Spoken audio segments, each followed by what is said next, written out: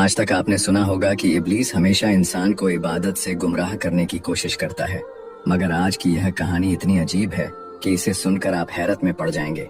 एक शख्स अंधेरी रात में नमाज अदा करने के लिए अपने घर से निकला। रास्ता बहुत अंधेरा था और चलते हुए उसे ठोकर लग गई। वह मुंह के बल गिर पड़ा और कीचड़ से लथपथ हो गया।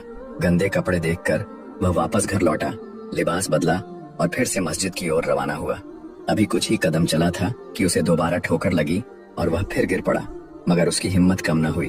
वह फिर घर लौटा, कपड़े बदले और एक बार फिर मस्जिद की ओर बढ़ा। इस बार जब वह घर से बाहर निकला तो दरवाजे पर एक अजनबी खड़ा था, जिसके हाथ में एक चमकता हुआ चिराग था।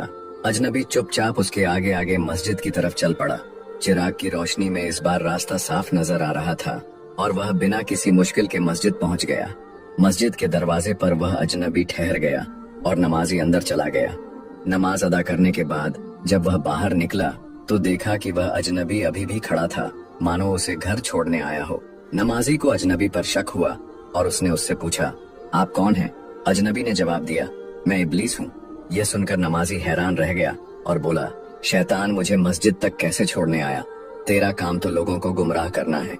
इब्लीस हंसते हुए बोला, जब पहली बार तू गिरा तो अल्लाह ने तेरे सारे गुनाह माफ कर दिए। जब दूसरी बार गिरा तो अल्लाह ने तेरे पूरे खानदान को बख्श दिया।